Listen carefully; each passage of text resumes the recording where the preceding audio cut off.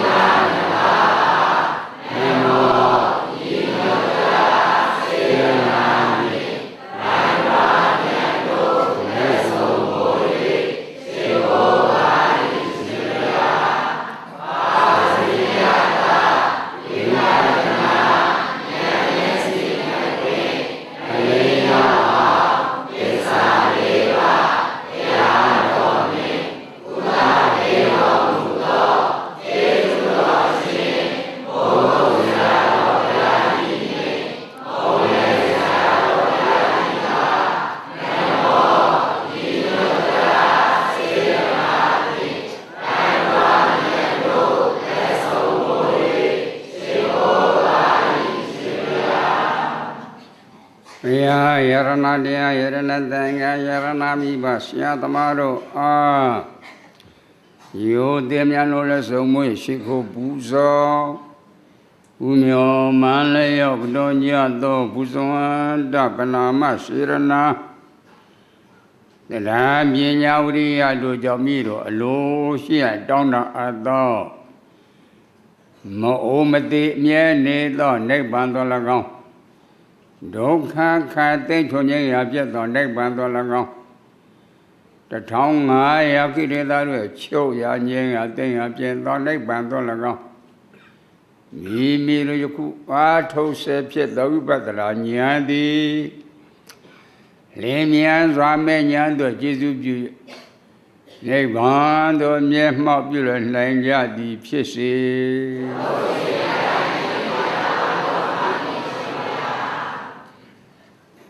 မူလနဲ့ပြန်တစ်ခေါက်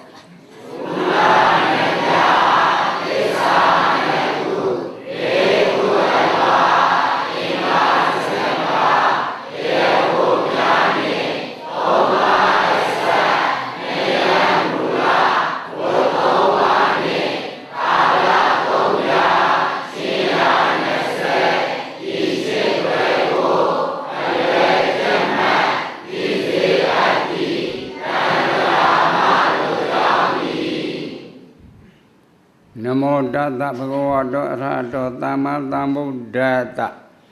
နမောတတဗုဒ္ဓဝါတောအရဟတောသမ္မာသမ္ဗုဒ္ဓတ္တနမောတတဗုဒ္ဓဝါတောအရဟတောသမ္မာသမ္ဗုဒ္ဓတ္တတရားနာတယ်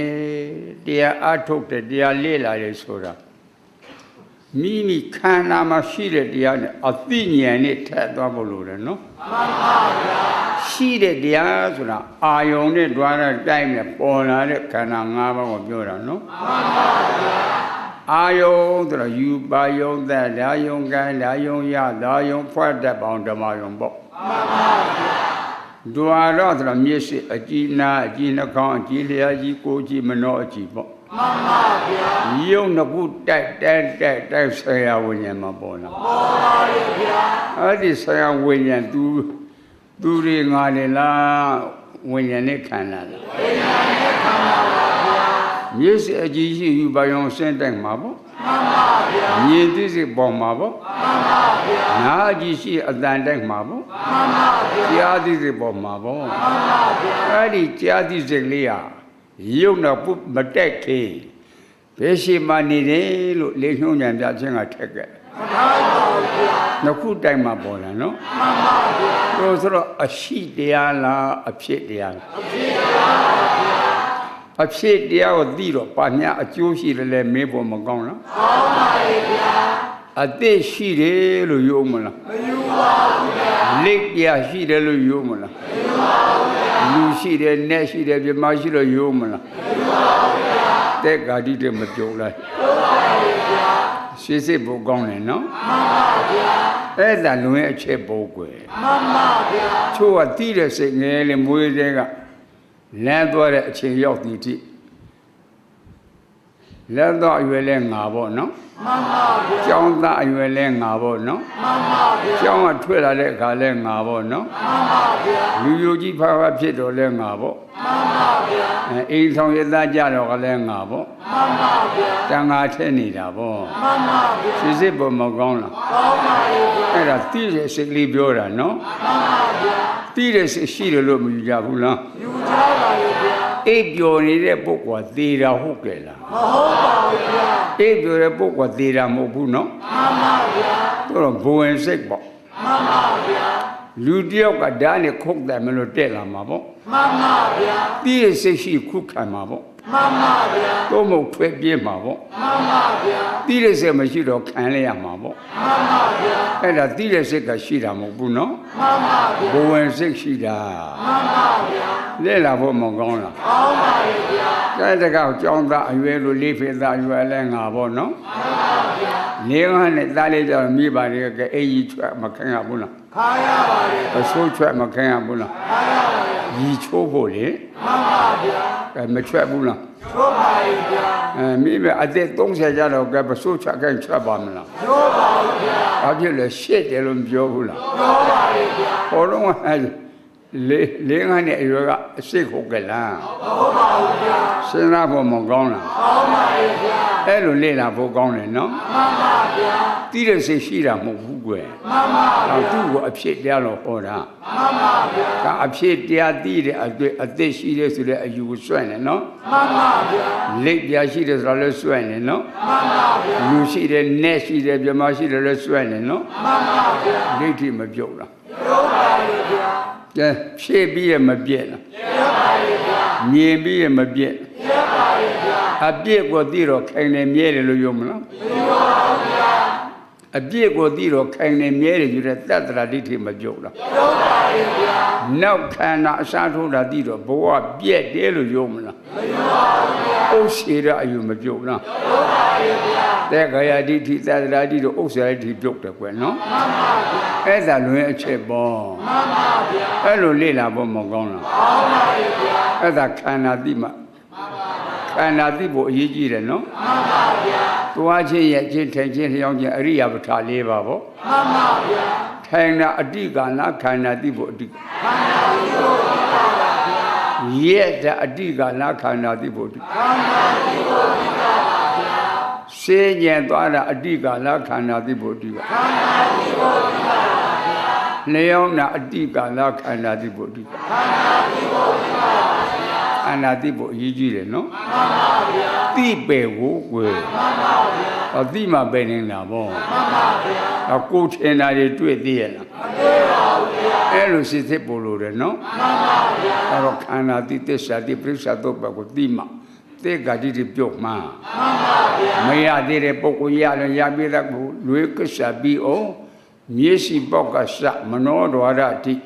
မှန်လေးခိုင်လာဖွင့်ကြ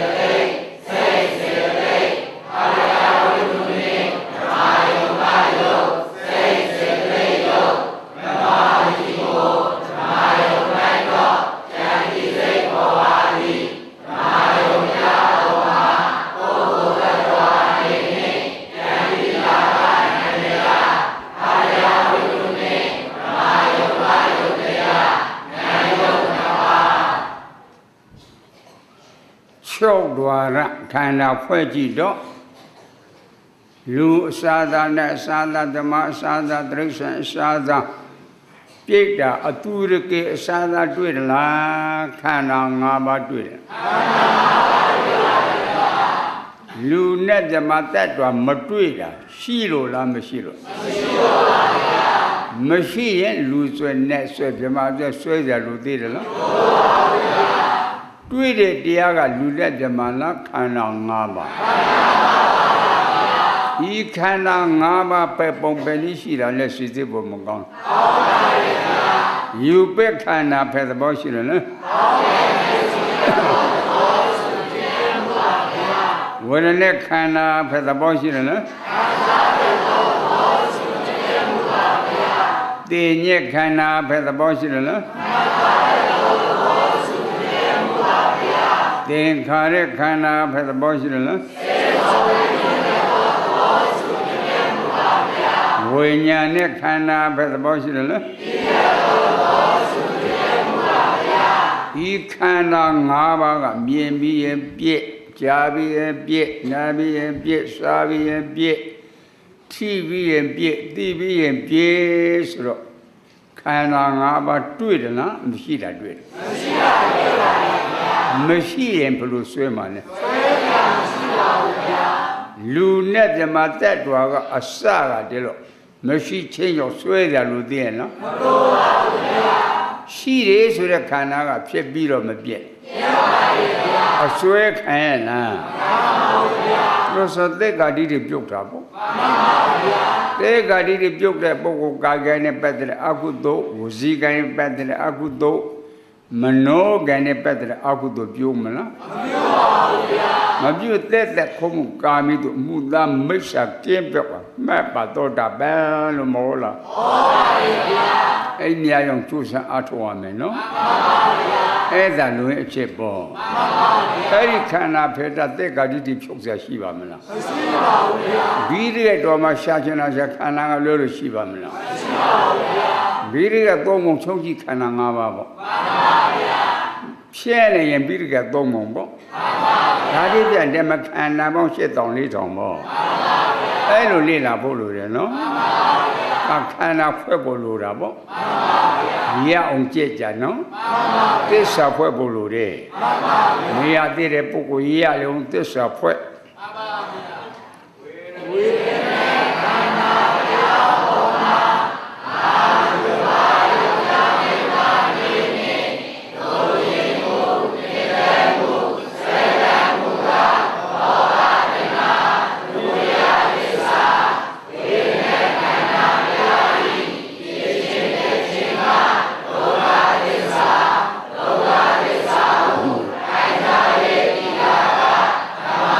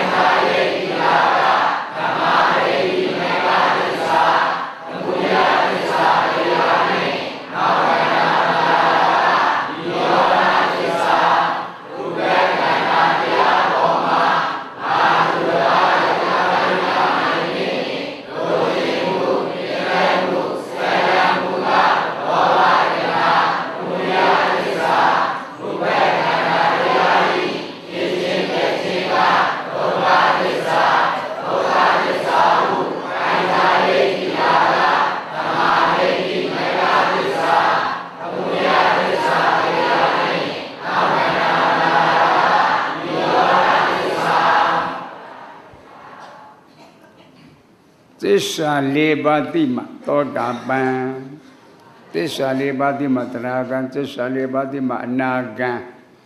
သစ္စာ၄ပါးသိမှယန္တာနော်မှန်ပါဗျာသစ္စာ၄ပါးကိုမသိသောတာပန်ဖြစ်ပါမလားမဖြစ်ပါဘူးဗျာသောတာပန်မဖြစ်ဘုရားယန္တာဖြစ်ပါမလားမဖြစ်ပါဘူးဗျာသောတာပန်ကစတယ်နော်မှန်ပါဗျာသစ္စာ၄ပါးကိုမသိတာမသိပါဘူးဗျာ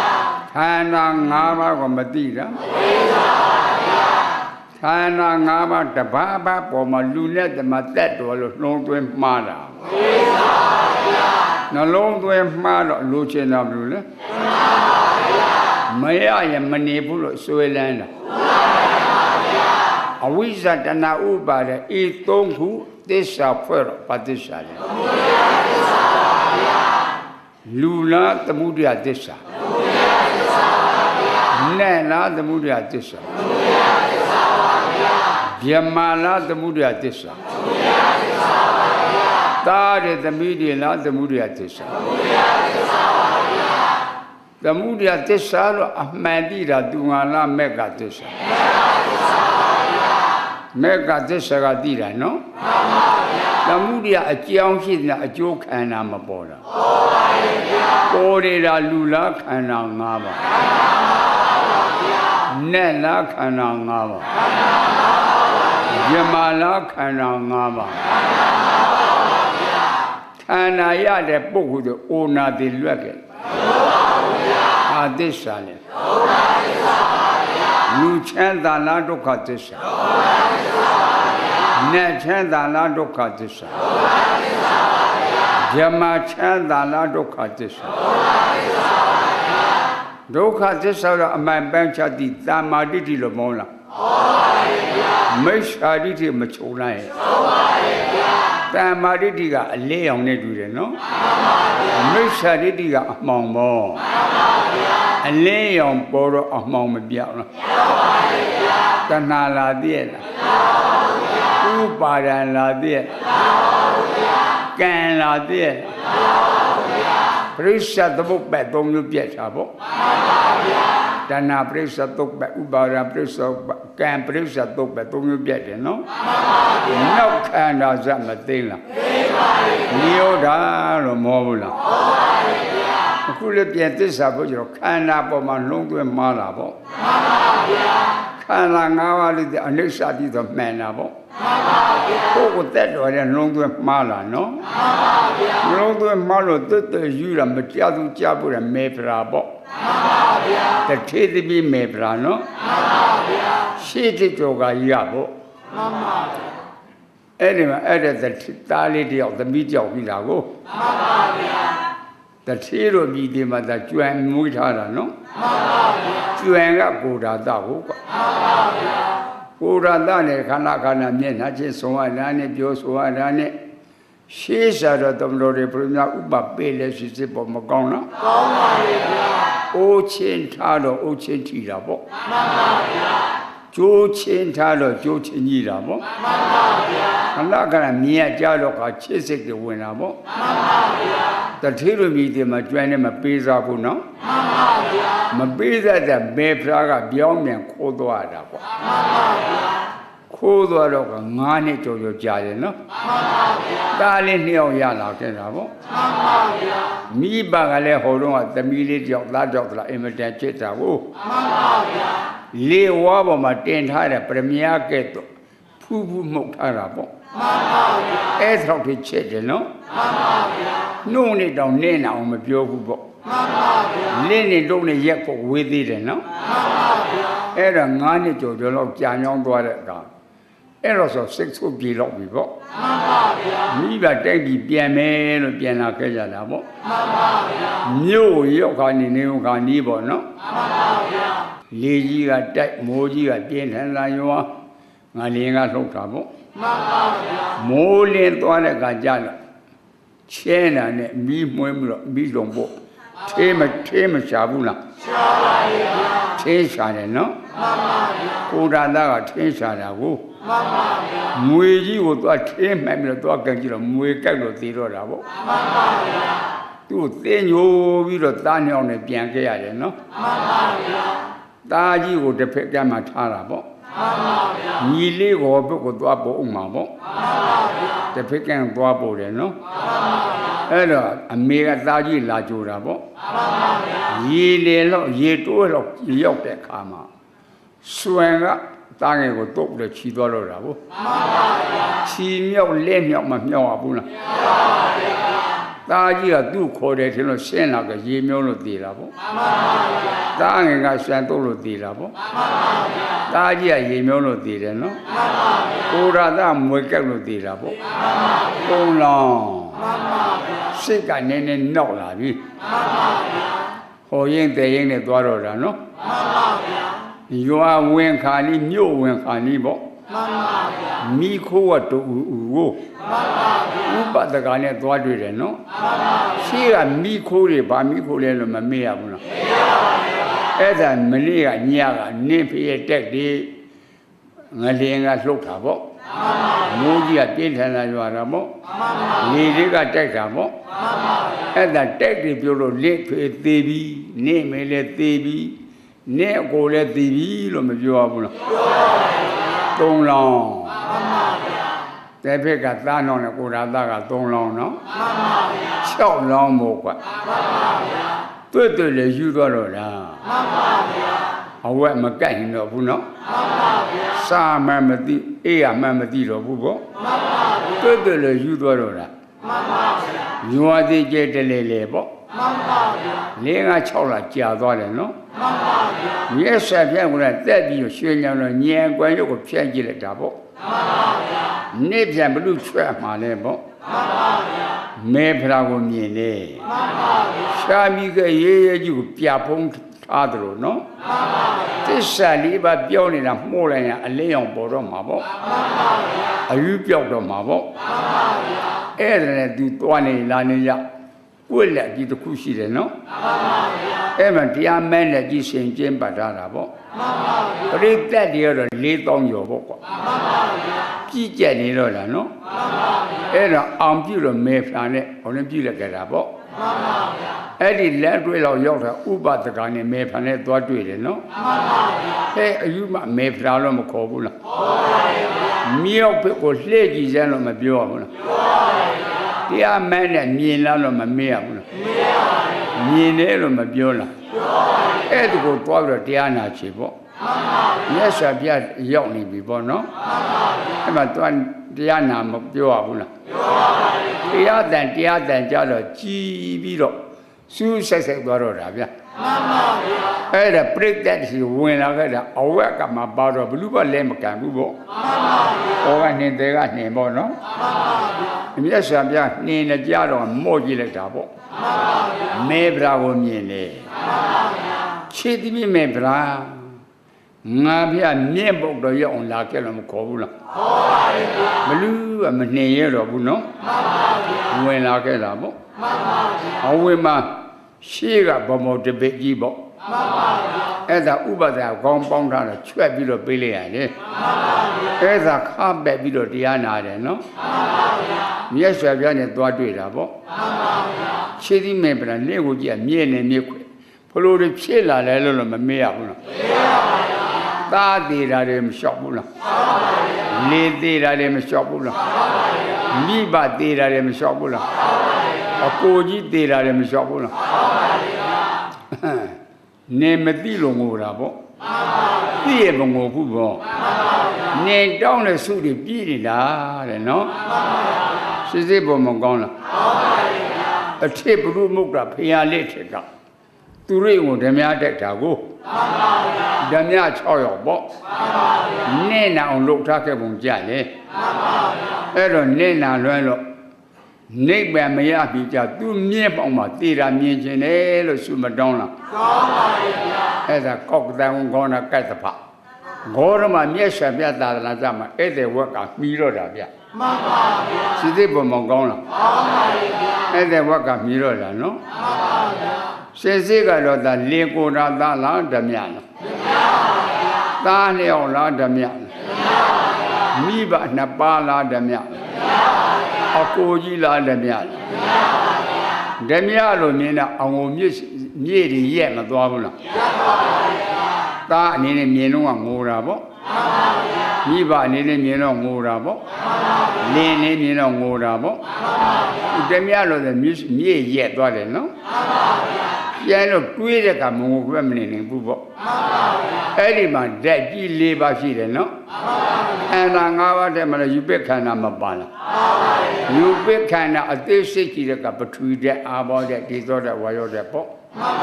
ပထဝီကမာတဲ့သဘောပြောတဲ့သဘောပေါ့အာဘောကဖွဲ့စည်းတဲ့သဘောယူစည်းတဲ့သဘောပေါ့တေဇောကပူတဲ့သဘောအေးတဲ့သဘောပေါ့ဝါယောကထောက်ကန်တဲ့သဘောလှုပ်ရှားတဲ့သဘောပေါ့ကိုယ်ဓာတ်လားဓာတ်ကြီးလေးပါသားနှစ်အောင်လားဓာတ်ကြီးလေးပါမိဘနှစ်ပါးလားဓာတ်ကြီးလေးပါအကိုကြီးလားဓာတ်ကြီးလေးပါဓာတ်ကြီးလေးပါပဲတွေ့တယ်နော်ဓာတ်ကြီးလေးပါရှိတော့ဓာတ်ငယ်လေးပါမရှိဘူးလားရှိပါရဲ့ဝါနာကန္နာယတာဩဇာပေါ့မြစ်ရှိတဲ့အယောင်ဆင်းအလင်းပေါ့နော်ဝါနာအရှင်းတဲ့ပေါ့ဓာတ်ကြီးလေးပါမှာပေတဲ့ကိုမှီဖြစ်တာလဲစိတ်သေးပေါ်မကောင်းလားအယောင်ဆင်းအလင်းဆိုတော့တေဇောတဲ့ကိုမှီဖြစ်ရလားလေ့လာဖို့မကောင်းလားနှာခေါင်းနဲ့ဆင်ရအနဲ့နော်အနဲ့ကြတော့ဓာတ်ကြီးလေးပါပေတဲ့ကိုမှီလာလဲစိတ်သေးပေါ်မကောင်းလားပန်းတည်းလင်ချင်းဆောင်ကိုဝါရောက်တဲ့ကိုမှီဖြစ်ရတယ်လျှာနဲ့ပဲချိုးခြင်းဆက်ရတာ6ပါပေါ့အဲ့ဒါစားကိုလေးနဲ့ကန်သက်ကြီးငယ်လို့သိရလားမသိပါဘူးဗျာတရားကန်ဆက်ကြီးချိုးတယ်လို့သိရလားမသိပါဘူးဗျာမြို့တိကန်ဆက်ကြီးဆက်တယ်လို့သိရလားမသိပါဘူးဗျာအာဘောဓာတ်မရှိဘူးနော်ဆက်ဆိုတဲ့သဘောမရှိဘူးနော်လျှာနဲ့ပဲ့တော့ကမသိရပြီဘူးလားမသိပါဘူးဗျာအာဘောဓာတ်ကိုမြည်ဖြစ်ရတယ်လေ့လာဖို့မကောင်းလားသာပြည့်ပြီးလို့ပထဝီဓာတ်ဆိုလည်းရှိသေးတယ်နော်အနာကိုတည်းနဲ့ကြီးထွားတာဩဇာဓာတ်လို့မဟုတ်ဘူးလားအဲ့ဒီတရိပ်နဲ့ကြီးထွားတာဩဇာဓာတ်ဓာတ်ကြီးလေးပါမှာပထဝီဓာတ်ကိုမြည်ဖြစ်ရတာအဲ့လိုလေ့လာဖို့မကောင်းလားကောင်းလို့တော့ဓာတ်ကြီးက၄သွေဓာတ်ငယ်၄ပါပေါ့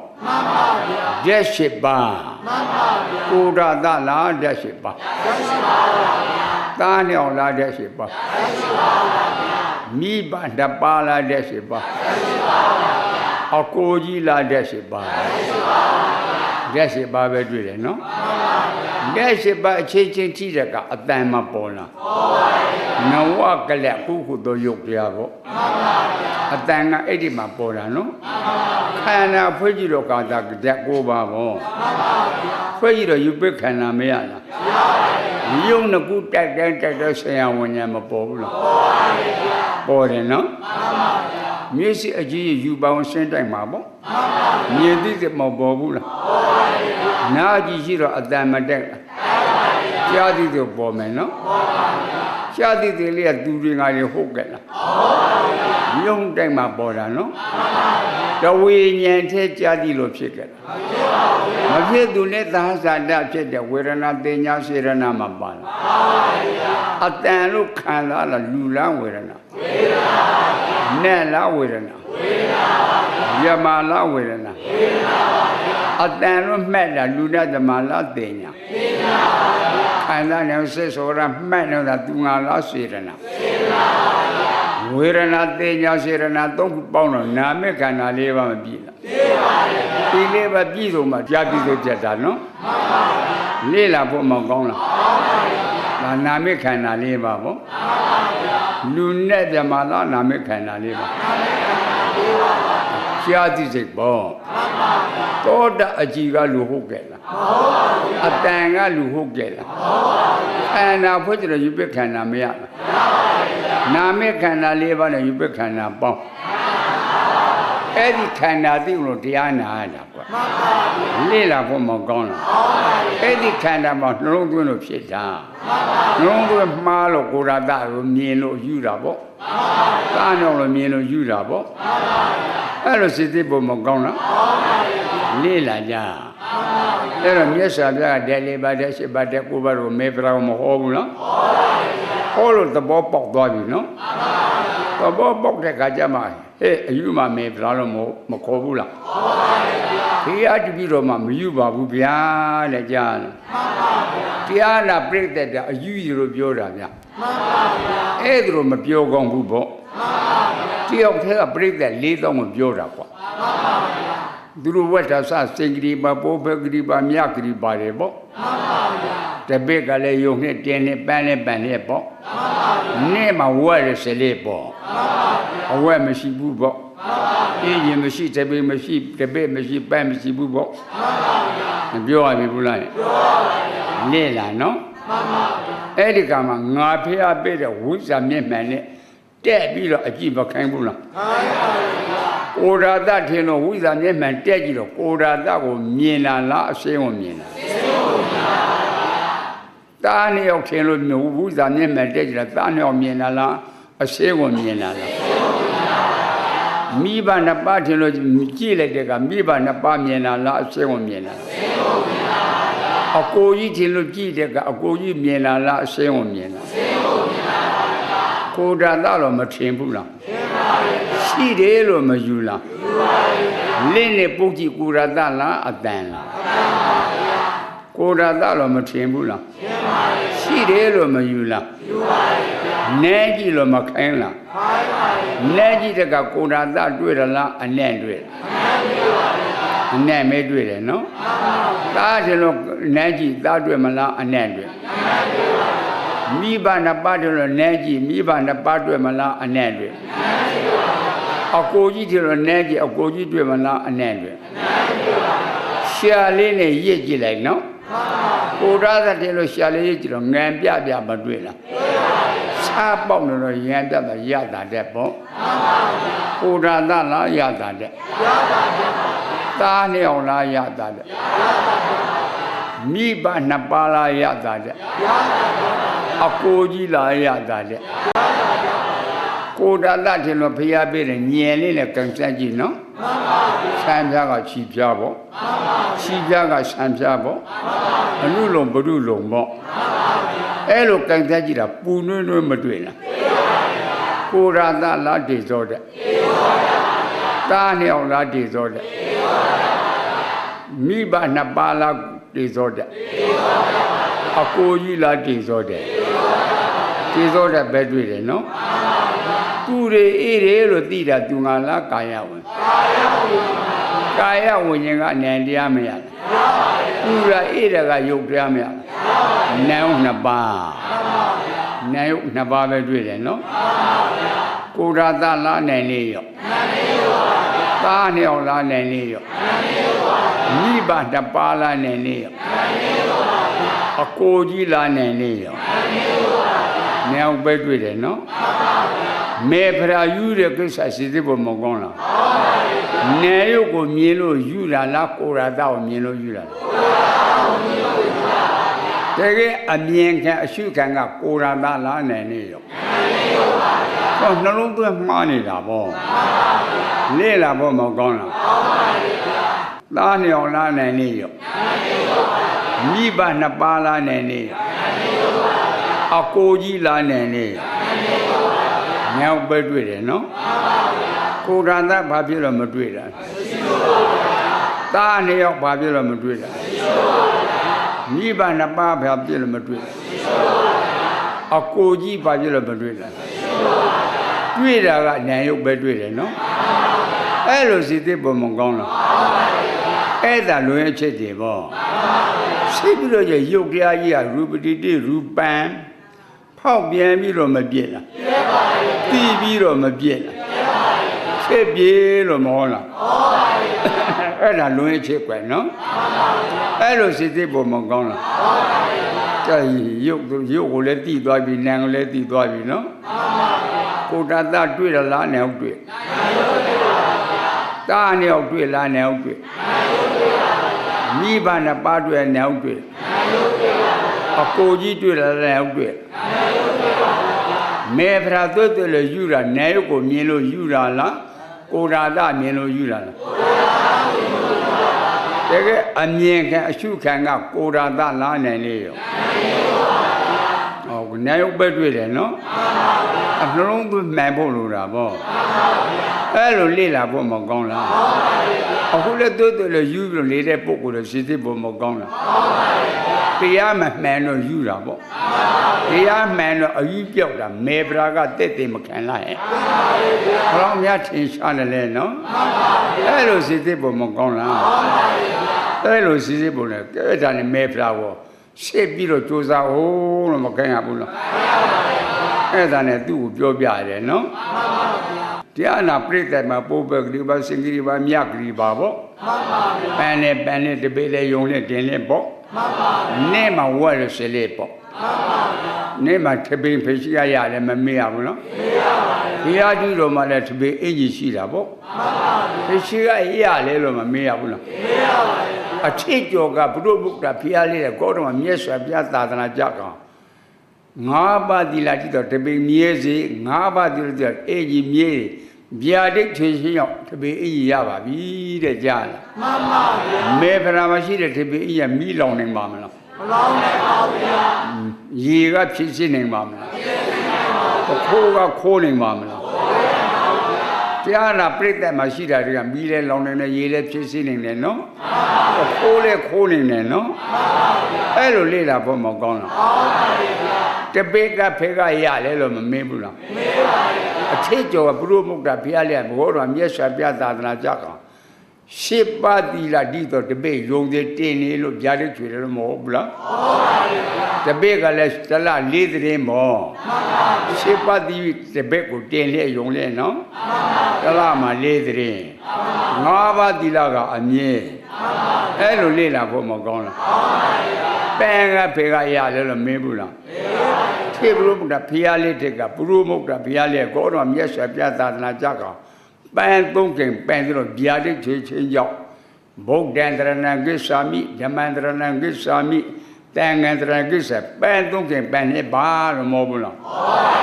ဘူးသူတို့မှရှိတဲ့ပန်တွေကလည်းမီးလောင်နေတယ်နော်ဟုတ်ပါဘူးရေကလည်းဖြစ်စီနေတယ်နော်ခိုးလို့ခိုးနေတာပေါ့မေဖရာမရှိတာဖြစ်စီနေပါမလားကဲအမှန်တိတော့အမှားမပြောက်လားမေဖရာအယူပြောက်တာစဉ်းစားဖို့ကောင်းတယ်ကွယ်လေ့လာနော်အခုຢာကစိတ်ဒေါသစိတ်မောဟစိတ်ဆိုတာတွေကပုဂ္ဂိုလ်သက်တော်ပြောက်လို့လားမပြောက်လို့လားရုပ်နိုင်ကတော့ဗျာပြောကြတာပါနော်ပြောပြီးပြောရုပ်တံကိုမြင်လို့လားမမြင်လို့လားမမြင်တာအဝိဇ္ဇာပေါ့စိတ်ဆိုးတာသင်္ခါရပေါ့စိတ်တသင်္ခါရနှုတ်ကပြောတာလားဝစီသင်္ခါရရှိလွန်လေးလောက်ကာယသင်္ခါရပေါ့ဘယ်မဟုတ်ဘူးလားဟဲ့အဲ့လိုလေ့လာကြသိပေလို့မဟုတ်ဘူးလားကဲသိတဲ့ခါကျတော့ຢာကစိတ်ဒေါသစိတ်မောစိတ်တွေဝင်ခွင့်ရသေးရဲ့လားပညာရောက်ကြိုးစားအထောက်မှာပေါ့အဲ့ဒါမေဖရာကသိခိုင်းတယ်နော်အဲ့ဒါလိုရဲ့ချက်ပေါ့တဲ့အခုဘုန်းကြီးဟောနေတာပြောနေတာမြင်လာလားကြားလာလားကြားတယ်ဆိုတာနားနဲ့ဆိုင်ရပေါ့အတန်ကိုမျက်စိနဲ့ကြည့်လို့မြင်ရပါမယ်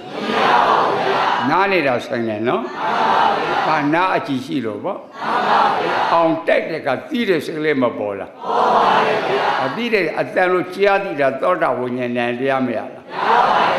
သောတာအကြည့်နဲ့အတန်ကရုပ်တရားမရလားနောင်နှစ်ပါးပေါ့လူလားနိုင်လေရောနဲ့လားနိုင်လေရောပြမလားနိုင်လေရောကနေဥပ္ပတွေ့တယ်နော်ကြောက်ချီရလေးတွေတွေ့သေးရလား32ခွေထာတာတွေ့သေးရလားပုဂ္ဂိုလ်သက်တော်တွေ့သေးရလားအားဖြစ်တော့မတွေ့တာမရှိဘူးဆိုလုံလုံလောက်လောက်ဘလူကသစ်သိခံတယ်လေနေယုတ်ကသစ်သိခံတယ်နော်အဲ့ပရမတ်ကိုအောင်ပြုနေတာပေါ့နေယုတ်ကိုသိတဲ့က30ဘုံတွေ့သေးရလားဒီချက်မှာရာဂစိတ်ဒေါသစိတ်မောဟဖြစ်ပါမလားဖြစ်ပါဘူးဗျာသူရှုကြတဲ့ရှက်ကြတဲ့စိတ်ဆိုတာတွေကဘယ်ကပေါ်လာလဲစိတ်ပေါ်မကောင်းလားကောင်းပါဘူးနေရုပ်ကိုမြင်လို့လားမမြင်လို့လားမြင်လို့ပါအဲ့လိုစိတ်ပေါ်မကောင်းလားကောင်းပါဘူးပါဇက်ကထွေးတဲ့အတန်းတော့မှန်တယ်နော်ကောင်းပါဘူးစိတ်ဆိုတာလေးကက်ကလားကောင်းပါဘူးအဲ့လိုလေးလာပေါ်မကောင်းလားကောင်းပါဘူးအဲ့ဒါလွင်ချစ်တယ်ပေါ့နော်ကောင်းပါဘူးကဲအဲ့ဒီနေရုပ်ကလည်းကြားပြီးမပြည့်တိပြီးမပြည့်နေဆာလားအနေဆာအနေဆာလေးခဏဒုက္ခသစ္စာမောလား ဒုက္ခလက္ခဏာဒုက္ခသစ္စာလို့မဟောလားအနတ္တလက္ခဏာဒုက္ခသစ္စာလို့မဟောလားချဲ့တာတာပါရဲ့လားရှင်းတာအတိဘော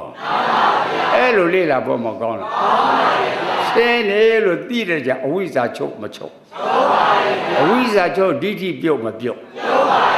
အာတော့ဒိဋ္ဌာတော့နဲ့ဥစ္စာတော့ချုပ်တယ်နော်လေ့လာဖို့မကောင်းလားရှိရှိမိမိတာသဘောပေါက်ဖို့လိုတာပေါ့ဒါတော့ဒုက္ခသစ္စာတော့ပိုင်းခြားလိုက်တဲ့တစ်ချိန်နဲ့ကဲတဏှာလာသေးရဲ့ဥပါဒ်လာသေးရဲ့ကာမသွားတယ်ဘွာသွားမချုပ်လားရှေ့ဘက်ကနောက်တာဒိဋ္ဌာသွားနဲ့ဥစ္စာသွားချုပ်တယ်နော်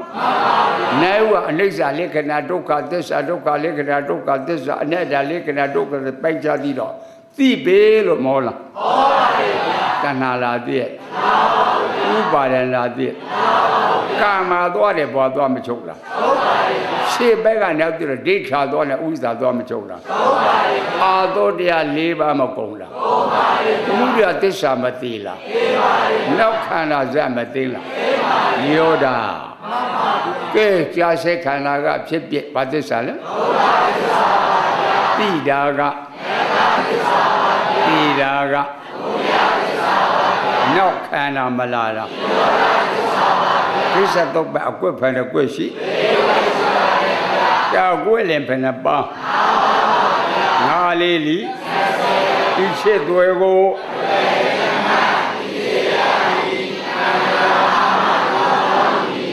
ဣမာယဓမ္မာနုဓမ္မပရိပတ္တိယဒီလောကုတ္တရာတရားဩဘာအားလျော်သောကျင့်ဝတ်ပฏิပတ်ဖြင့်ဘုဒ္ဓံမြတ်စွာဘုရားကိုဥစေမိဒုက္ခသစ္စာသိတဲ့ဉာဏ်ဖြင့်ပူဇော်ပါ၏အရှင်ဘုရားဣမာယဓမ္မာနုဓမ္မပရိပတ္တိယဒီလောကုတ္တရာတရား